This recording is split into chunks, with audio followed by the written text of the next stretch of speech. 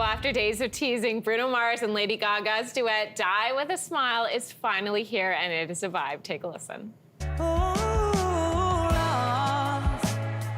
Lost in the words that we speak. I don't even want to do this anymore. 'Cause you already know what you mean to me. And our love's the only war worth fighting for.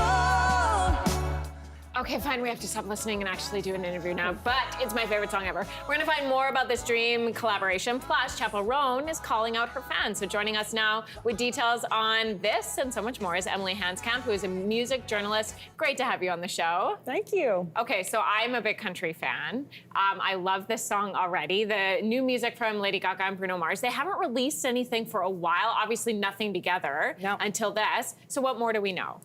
To your point, it's been so long since we got new music from these two. We're talking since 2016 for Bruno Mars, since 2020 with Chromatica for Lady Gaga. So the expectations were through the roof for this, right? They teased it a little on social media, then they dropped this collab. It is rare we get these kind of level of pop megastars collaborating like this.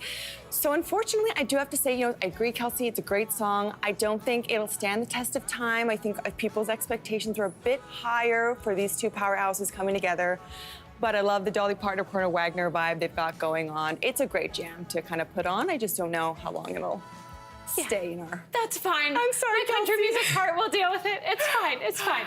Something that probably will stand the test of time, my hope, is the new Ronald Reagan biopic. It's gearing up for its release. Bob Dylan has recorded music for this. What can you tell us about this one? So yes, this new Reagan biopic, they just announced the soundtrack. So Gene Simmons is on it, and they also announced that Bob Dylan's gonna be on it. The reason why people are reacting to this Bob Dylan news is he was offered, any original song you wanna give, or any cover song. Literally, Bob, whatever you want. He decided to cover a Cole Porter song, Don't Fence Me In. It'll play in the ending credits. And the reaction is really because if you think about Ronald Reagan politics and you think about Bob Dylan philosophy and ideology, the two don't necessarily marry too well. So people are a little confused by this. But we'll see how it all comes together, see the context of the film. But people are definitely a little confused by this Bob choice, not gonna lie. A little thrown for a But loop. I'm happy to get a new Bob cover, I gotta say. Yeah, me too. Chappell Roan, not happy, calling out her fans in a new TikTok video. Take a listen to a clip of it. I need you to answer questions. Just answer my questions for a second. If you saw a random woman on the street, would you yell at her from the car window? Would you harass her in public? Would you go up to a random lady and say, "Can I get a photo with you?" And she's like, "No, what the f-?" And then you get mad at this random lady? Would you... Okay, so she's obviously having a bit of a rant on social media.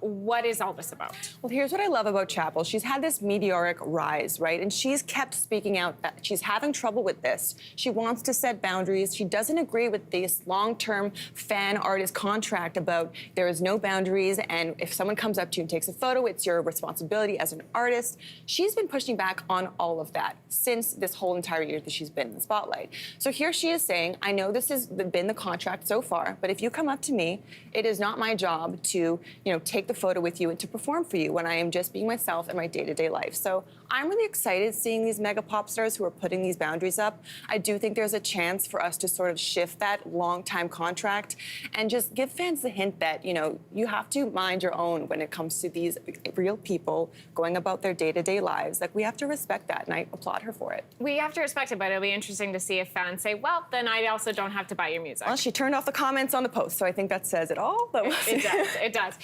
Another big pop star, Katy Perry, speaking of achievement, she's going to be honored with the Video Vanguard Award, this at the 2024 MTV Video Music Awards. This type of recognition, what does this mean for an artist? Yeah, so the Video Vanguard Award, also known as the Michael Jackson Video Vanguard Award, is given to artists who are deemed to have made a great impact on music videos and pop culture. So Beyonce, Missy Elliott, Madonna, they've all gotten the award.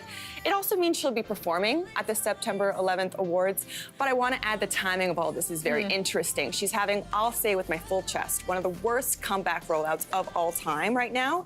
Her comeback single, Woman's World, was panned. She's being investigated for a music video that was filmed on wildlife protection areas. So she's not doing great in the public discourse. So maybe this performance and award will kind of reset her cultural mojo a little bit. I'm sure she's hoping for that. I'm sure we're all hoping for that. Snoop Dogg made a little bit of cash at this year's Paris Olympics. What do we know about how much he made? Just a little bit of cash. We're talking around $12 million Canadian, Kelsey. Yeah. That's wild. In the span of a couple weeks, they're, estimating that he was paid about $600,000 a day as an appearance fee. On top of that, he's living in Paris, partying, accommodation, eating. All of that's for free. He's sort of serving as this Olympic ambassador, hoping that when people see him on the broadcast, he's going to get more eyeballs because we want to tune in and see, what Snoop thinks of the tennis match. So I think we officially know what the best job in the world is, and that is being Snoop Dogg at the Olympics. Just being Snoop Dogg. Period. Period. Yeah. Awesome. Emily, thanks so much for the wide variety of music headlines this morning. Such a pleasure. Thanks, Kelsey. Hey, thanks for watching. If you liked this, be sure to subscribe here, or you can check out more Your Morning videos right here.